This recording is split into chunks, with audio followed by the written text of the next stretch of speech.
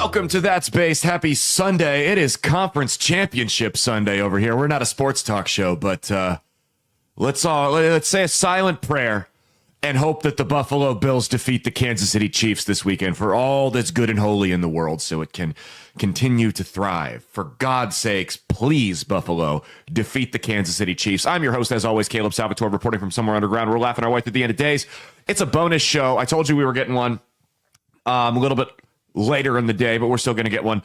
No sponsors. You all know who the sponsors are. If you feel so inclined to buy for them, they're right down below. If you're watching, if you listen, go back and listen to the other episodes, and you can hear me read off the sponsors and tell you where to go and make the purchases. Okay, let's dive right into it. First off, let me know in the comments on YouTube and Rumble, have any of you ever had a muscle cramp that's lasted more than a couple of hours?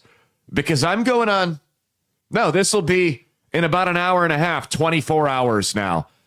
I absolutely blew out my calves at the gym yesterday. I'm talking, I maxed out both the standing calf raise machine and the rotary calf machine.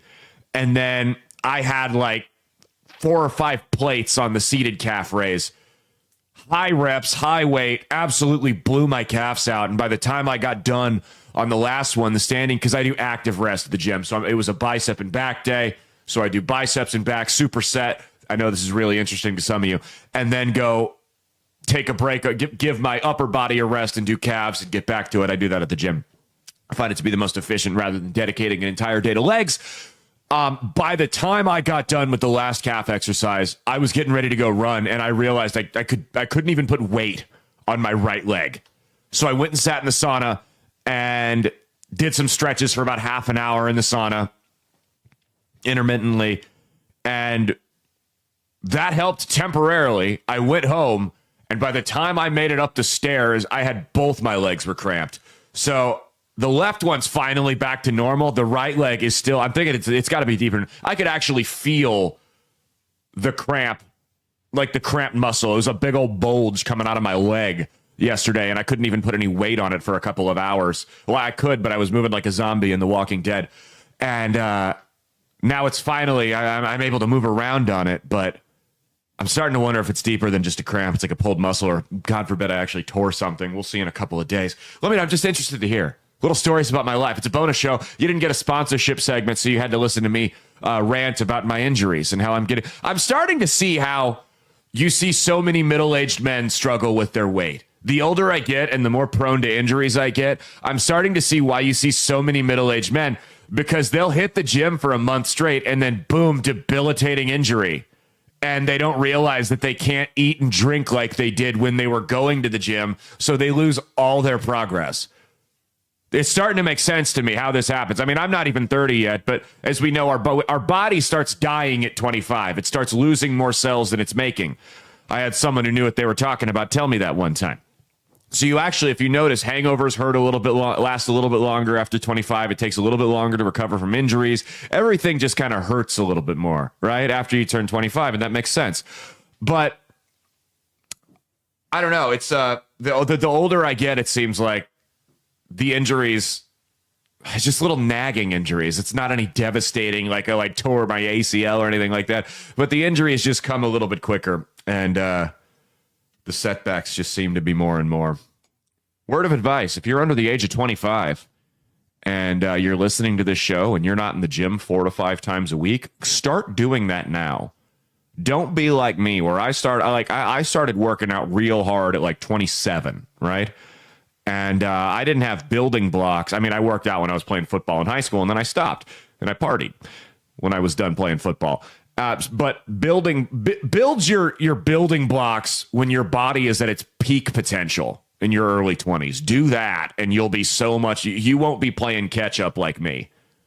And that's all I got to say. Okay, let's get into the show. We told you there was going to be a bonus show with a couple different things. I got a couple topics we want to talk about real quick. First off, let's play this video for you guys. Let me know what you think about this freak show. ICE can now raid classrooms, and as a high school teacher, I just want to make one thing clear.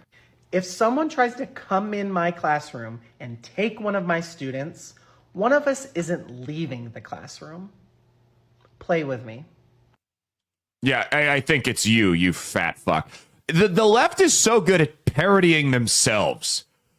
A morbidly obese transgender teacher shouting about how, quote unquote, she is going to win a physical confrontation with armed federal agents is the funniest thing I've ever heard.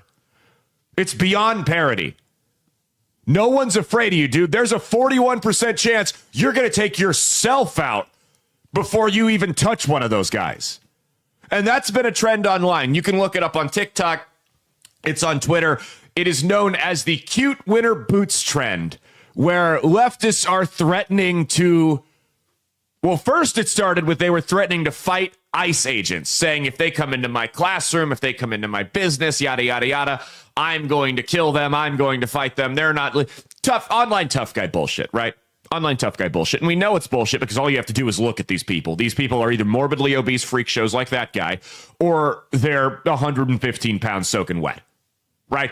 It goes without saying the left is not going to engage in any type of meaningful combat, specifically not the people in these videos, with federal agents. The idea that any of these people would do anything other than piss down their collective legs at the mere sight of an ICE TAC team is hilarious. It's laughable. It's batshit bananas crazy. I like that alliteration. I'm going to keep using it. I heard it in a playback of the show the other day. I liked it. It's insane, though. It's insane. You guys get anxiety ordering food at restaurants. You're afraid of guns. You think lifting weights and fighting are toxic masculinity. None of you are going to do anything. You are frail, scared children who were never disciplined properly. Many of you probably still live with your parents, but you were never raised properly, and you act out online. The only reason they post this online tough guy bullshit is because it's the same thing as the guys behind the anonymous account. You know how they're all hard asses that make six figures a year and all that, right? The ex-Marines and stuff like that, but they all hide behind anonymous accounts. It's crazy how they're all the anonymous accounts and commenters online are massive successes, ex-combat veterans who could kick your ass. Bizarre, right? Every last one of them. But it's the same thing. They can say things like this because they know at the end of the day, they're never going to have to pay the piper. No one's ever going to actually check them on it. They're not actually going to have to fight ICE agents in the classroom. That confrontation, that's something they've made up in their own head. It's a fantasy because they love to fantasize about the violence that they're physically incapable of committing. It's a fantasy that's never going to happen. They're never actually going to have to put their money where their mouth is on something like this. So they can peacock as much as they want when they know that nothing's ever going to come of it. They're never going to be checked on it. Mike Tyson said social media got a lot of y'all way too comfortable with running your mouth because you're not going to get punched in the mouth. I'm paraphrasing. That's not exactly what he said, but you get the gist of it.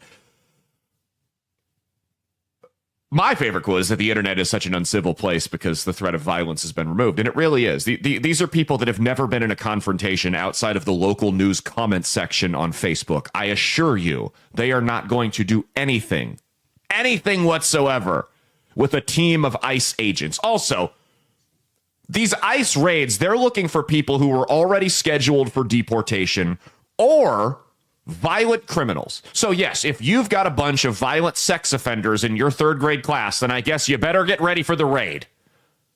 If not, shut up. Shut up. No one's coming for you and you're not going to do shit. Guys, here's the thing. This may seem like a harsh worldview on the immigration thing, but they've all got to go.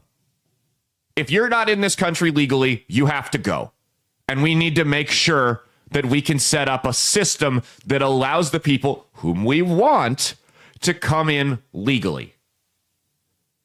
This may be a harsh thing to say, but we have to find a way. We have to be able to. We have to be able to know who's coming into our country. I don't think that's unreasonable. The fact that me saying, yes, I would like to know who these people from other countries are that are just coming in here before we let everybody in is somehow associated with right-wing extremism or fascism. It's not. It's not. It's a very reasonable, very centrist, moderate take. I'm not saying we round them all up and shoot them or put them in work camps or anything like that. If you are not in this country legally, I don't care if you're 3 or 63, you need to go back to where you came from. If you would like to re-enter and apply to be a citizen through the correct channels, I would be happy to have you, because the majority of these people, these Mexican migrants that have come across the border, are not criminals. They're hardworking people. They're honest people. They have good Catholic, conservative, Christian values. They're people that, at the end of the day, if they're over here legally and we can actually keep track of who's in our country, are more likely than not a net positive on society. The problem is when you let everybody slip through the cracks and you don't check anyone, you get what's going on in Europe, which is bad people gaming the system, taking advantage of it, and going around forming rape gangs. And then when the radical left takes over your country, it's illegal to even point out the rape gangs. So we have to be able to have some type of idea who's coming into this country. Now, do I think that maybe it should be a little bit easier for someone to become a citizen, maybe a little bit less money? Sure, we can have that discussion. If you're not on some type of terror watch list or from a high-risk country, you don't have a criminal record, things like that, we can verify who the hell you are. Yeah, I don't have a problem with you coming in this country. Again, these are people, I would take most of these Mexican and South American migrants who are just coming over here to work and look for a better life for their family. I would take most of these people over any of the blue-haired Pronouns for Palestine short bus brigade any day of the week. We'll do an even trade right now. We'll swap citizenships. How about that? We'll send we'll send the whole short bus brigade, all these blue-haired tranny freaks, over to Mexico and South America, and we will take these people in that are coming over here to work harder. I would make that trade any day. Trump's the deal maker. How do we get this done? But we still have to vet who the hell is coming into our country. There has to be a way to know who's coming into this country.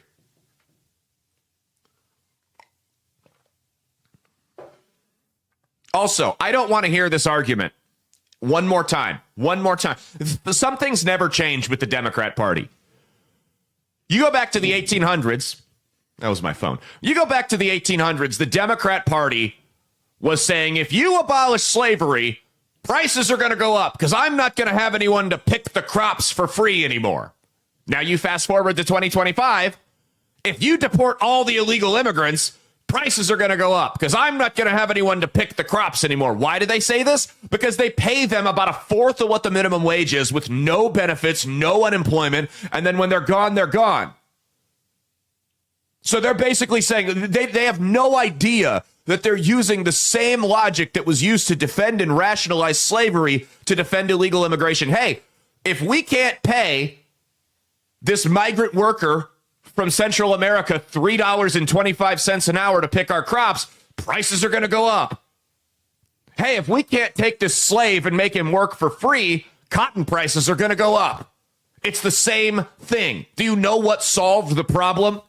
Ironically enough, do you know what solved the problem after slavery? Because prices did go up for a little bit. Do you know what solved the problem, though? It wasn't government. It was capitalism. A guy named Eli Whitney came up with this thing called the cotton gin, and there were some other technological advances that helped farmers pick crops more efficiently. And it evened itself out. It'll be the same thing here.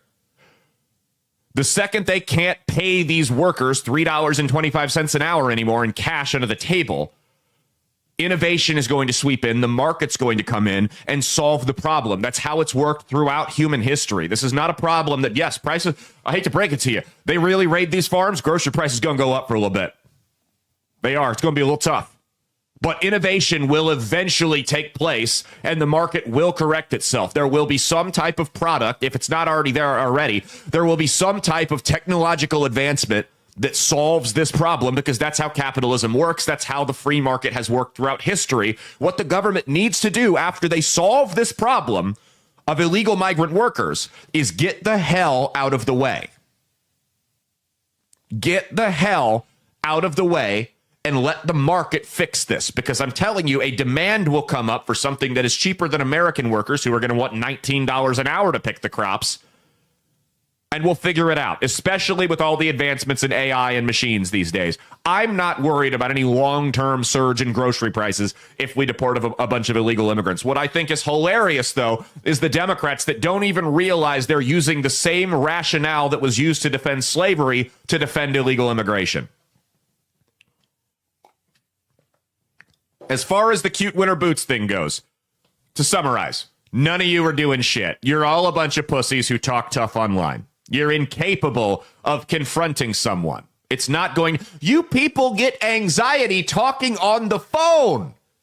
You have to use text messages because you're afraid of phone calls. A third of you bring your parents to job interviews with you. You're not going to fight ICE. You're not going to fight conservatives. You're not going to fight Trump, the military, none of it. None of you are doing anything. Because now they're saying it's going to expand past just ICE, and they're going to go after all conservatives, right? I'm seeing more of the peaceful transgenders who want to share locker rooms with your wives and daughters saying that they're going to target all cis people. Yes, of course. 41% will target themselves, but the other 59 are going to target cis people, of course. Let me put it this way. I'm not drinking with my Doc Holliday cup for no reason today. I'm your Huckleberry, sweetheart. You guys really?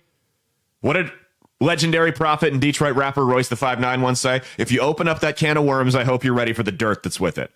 The people who claim to want violence in this country are not prepared for the people who are actually good at violence to answer that call. Let's just leave it at that. I don't care if you guys want to walk around in skirts and pretend you're women. Do whatever you want. The moment you claim that suddenly I'm your enemy who needs to be dealt with, all I want to do is be left alone. The moment you claim that I'm your enemy who needs to be dealt with is the moment we get real dirty real quick. And I feel like I'm speaking for most people that are listening to this show. Let's go to the next one here.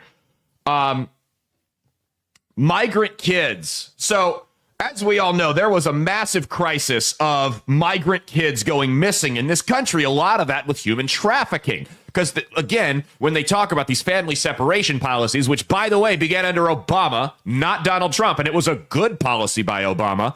It began under Obama, where they separate these kids from the adults they cross the border with until they figure out who the hell they are. Because a lot of the time, as it turns out, these aren't their parents. This is some type of coyote, human trafficker, and in a lot of cases, these kids are being sexually abused. They're being sexually abused. Their families are being extorted and threatened. It's a bad situation. So that's why the Obama administration had to step in and say, hey, we got to separate these people until we figure out what the hell's going on. Well, Biden tried to end that policy that he blamed on Trump, even though it wasn't Trump's fault and it was a good policy by the administration he was a part of. Biden tried to end that policy, and as a result, we got 300,000 missing migrant children. And that was the case for 4 years of the Biden presidency. That number just kept growing and growing, and they did nothing about it. They were shouting in Congress, on television, podcasts, talk radio. Hey, there's 300,000 missing migrant children. Where the hell are these kids? Well, the Trump administration, in less than 2 weeks, managed to locate nearly 80,000 of these kids. They managed to locate 80,000 of these children in 2 weeks. 2 weeks.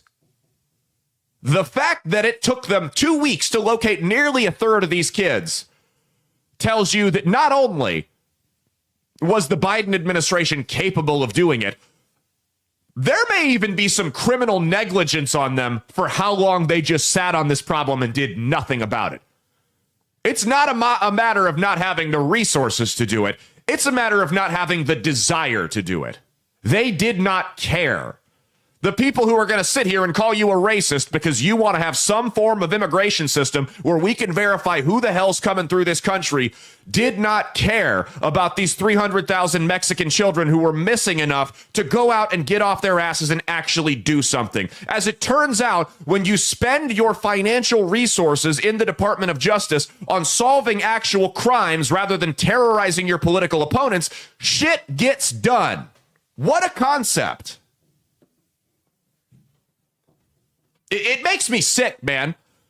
Alejandro Mayorkas and Kamala Harris, the two people who are largely responsible for this debacle at the border, need to be brought up on charges for this. I mean, these are 300,000 missing. We're not talking drug dealers and pedophiles coming across the border. We're talking 300,000 kids went missing on their watch, and they didn't do a damn thing about it for 4 years. That's criminal where I'm from. That's criminal where I'm from, and those people are going to have to answer to someone with way more power than any judge or police officer when it's all said and done at the end of the day. And they're going to have to answer for the bullshit they did here on this earth, or the things they didn't do when they could have. The fact that that administration ignored and used 300,000 missing children as political pawns, and the next one came in and cleaned the mess up in under a month, is a disgrace. It is an absolute disgrace what they've done in this country and what they've done at the border. I'm serious. It is criminal what they've done. This is outrageous criminal activity. Let's hit him with one more. You're a horrible, despicable person. Both true. Both true. I mean, it's so gross. The way, thank God, man. How did we live? How did we make it through the last 4 years with such, at best, grossly incompetent leadership, at the absolute worst, downright criminal and intentional? Thank God it's over, man. Thank God it's over. Next, we've got, I'm a little ranty today. Did you notice that? The newly released CIA documents. We'll talk about MLK on Saturday. I don't have the energy to get into that right now. I'm not hungover, but Mia is. That's why I'm doing this show solo. She'll be back Monday. She'll be back for unsolicited advice Monday. Mia had a little too much to drink, and a little too much to drink for her is 2 high noon seltzers, and she's feeling it today. So that's she's feeling it. I'm good, man. I got my coffee. I'm a little run down, not from alcohol, just lack of sleep, because that's just how I am now. But okay, let's get into the next ones. New CIA documents have stated that they believe, and they've believed all along, that COVID came from a Chinese lab. Oh, what a revelation. Why did nobody ever theorize that before? Why was that never pointed out? Huh. So does this mean that the CIA is going to have its Facebook account deleted now? Because that's what happened to the rest of us who even dared to suggest this. We were called racists and xenophobes, and there was this stop Asian hate thing until they realized who was committing the violent crimes against Asian people and that it likely had nothing to do with COVID. We were painted as lunatic fringe conspiracy theorists for daring to say that this came from a lab. I didn't even believe I never believed the bat theory.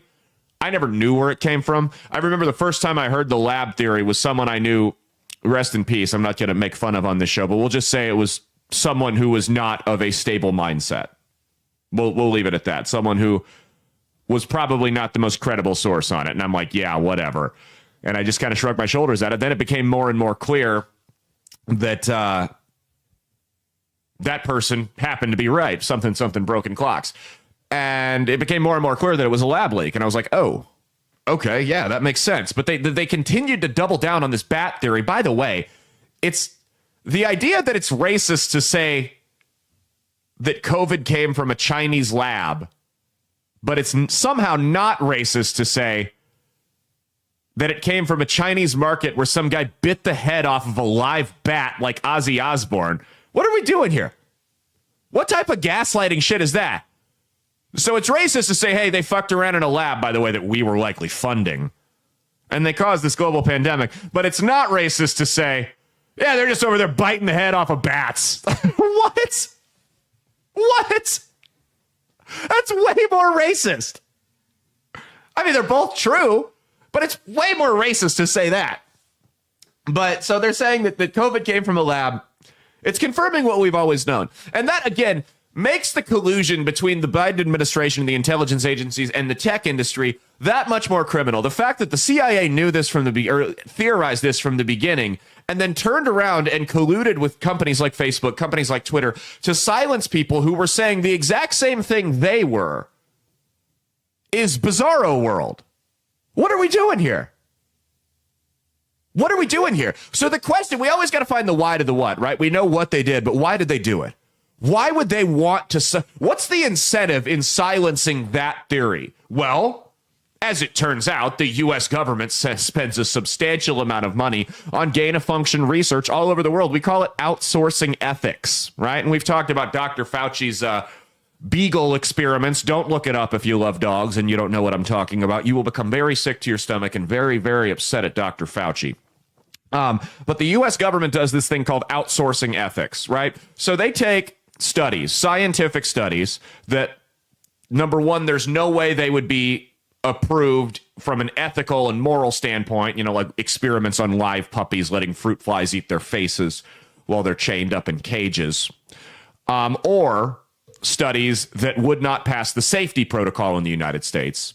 And the government takes this money and they fund it in other countries that don't have a strict either legal or ethical standards. And that's what happened over there. So that's why they covered it up, because the United States was funding gain-of-function research over in China, and China caused the COVID leak.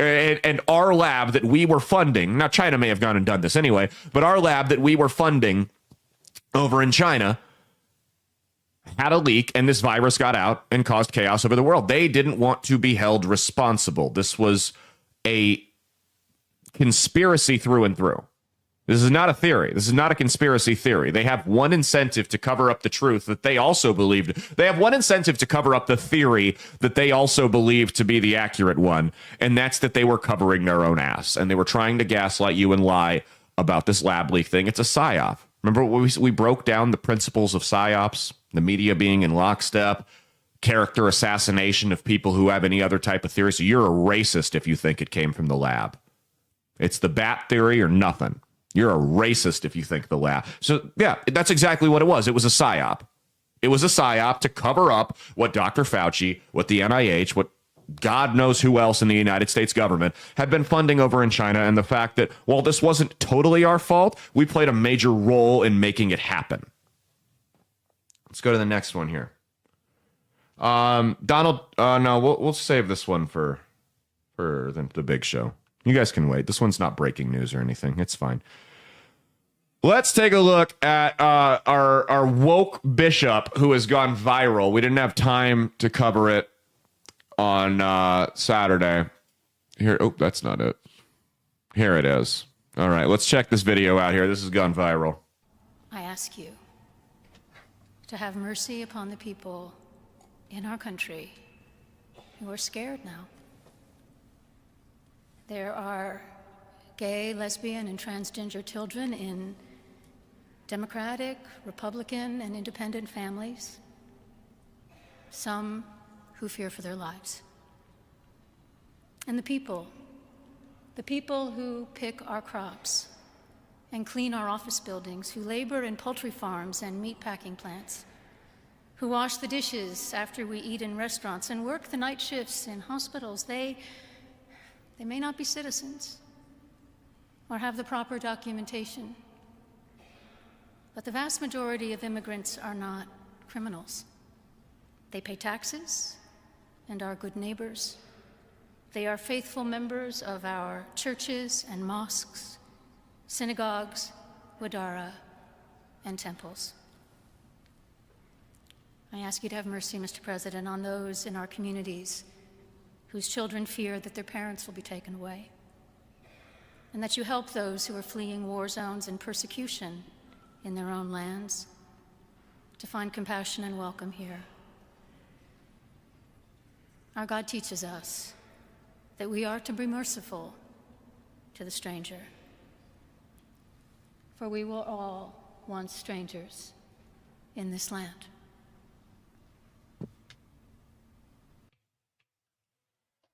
So there you have it. These are what I call strip mall Christians. Strip mall Christians. These are the folks who they believe in one principle of Christianity, which is love, which is very important, right? Very important. I don't believe that we should hate anyone, right? 100%. Agree. 100%. With that said, there are other principles of Christianity, like obeying the laws of the land that you're in, et cetera, that they completely ignore. These people are just as bad as the Christians who bastardize the Bible to attack gay people and protest funerals for soldiers, right? The God hates fags groups. There's two extremes of Christianity. Both are equally retarded. I don't like either of them. They have no business being there. She's sitting there saying, show mercy on gay people. Trump's sitting and Vance are sitting there like, I've never attacked gay people in my life. What are you talking about? So yeah, that's, I'm getting messages. Evidently, I'm in another public feud, guys. This is a good one. All right, cool. I'm not going to bore you guys with my drama. Or I don't know. Somebody found something I said on a podcast from like 3 months ago, and they're going off on me on Instagram. So I don't know what's going on. I don't even remember what I said. Anytime I get accused of saying anything, I'm like, yeah, I probably did. I mean, that's the reality. Is there's probably at this point, there's got to be close to thousands of hours of me talking all over the internet that anybody can go get. So it's not far-fetched that if you've accused me of saying it, I've probably said it. Sorry, my phone's blowing up right now. I don't know what the hell's going on. Why are Let's see, who the fuck is giving Justin and Caleb this information? I've only told a few friends about my kid. I certainly haven't posted anything public. This isn't fucking cool. Say whatever you want about me. Don't talk about my family. Oh, we were talking about someone's supposed transgender kid. Listen, I don't see a denial in there. If it's not true, let me know. I'd be more than happy to come on here and say, hey, I got that wrong. Somebody gave me bad information. If it was true, I have no respect for anyone who allows their kid to do that at such a young age. No respect. So I know my respect probably doesn't mean a lot to you, but fuck off. I want to know how somebody got a transcript of my podcast with Justin Healy from 3 months ago. I don't know. We could be going to war on the air again, guys. We could be going to war on the air again, which means you're probably going to get Vicious Mia back. If we start going to war if these personal feuds come back, you're going to get Vicious Mia is going to come back on the air. Because, Mia does not get angry and emotional like I do on the air, but she is very protective of me. And when people come after, and for some odd reason, Justin and some of our other friends, and when people target us, and they target the friends of the show, she has no problem going after them with just vicious little swipes. So, all right. Anyway, let's get back into it. That's all I had to say about the woke bishop. But yeah, stop bastardizing Christianity. Both sides of the coin. Let's do that. Let's stop bastardizing Christianity to push an agenda. Okay? Let's do that. And I'm far from a perfect Christian. I'm far from the most well-read Christian, but even I know that both sides of that coin are insane. Okay. We got two more here. Donald Trump let's stay on the religious thing for a little bit. Donald Trump has caused chaos in the media because they said he didn't swear on the Bible. Didn't swear on the Bible when he did his inaugural oath. Here's the video of it. This will add additional context to it. Please raise your right hand and repeat after me. I, Donald John Trump, do solemnly swear. I, Donald John Trump, do solemnly. So there it is. Donald John Trump do solemnly swear. And okay, let's break this down. The reason he didn't, for those of you listening, the reason he didn't put his hand on the Bible is because John Roberts, the Chief Justice, took too long to start it. She took too long to start it, or he took too long to start, or started it too quickly, excuse me. And Melania Trump was not over there with the Bible. This controversy boils down to one word, which is women. So Trump wasn't focused on it yet. Here's the thing, though. Swearing on the Bible is, from what I understand, for a lot of Christians, a hot topic. There are some who have no problem doing it because they feel like it makes them seem more credible. As for others, which is kind of the way I lean this other way, I think it's wrong. I think it bastardizes the Bible and uses it for something like the Bible is not to be used as a weapon against people. I can sit up here and you can believe my word, or we're not even going to have me speak. There's no sense in having me swear on the Bible. I think that's incredibly wrong. Because here's the reality, is lying, especially if you're taking an oath like the presidency, or you're going to court for some serious charges, lying in Christianity is wrong no matter what. Wrong no matter what. And whether or not you do it on the Bible, you're going to have to answer for God to why you lied about something that's so serious.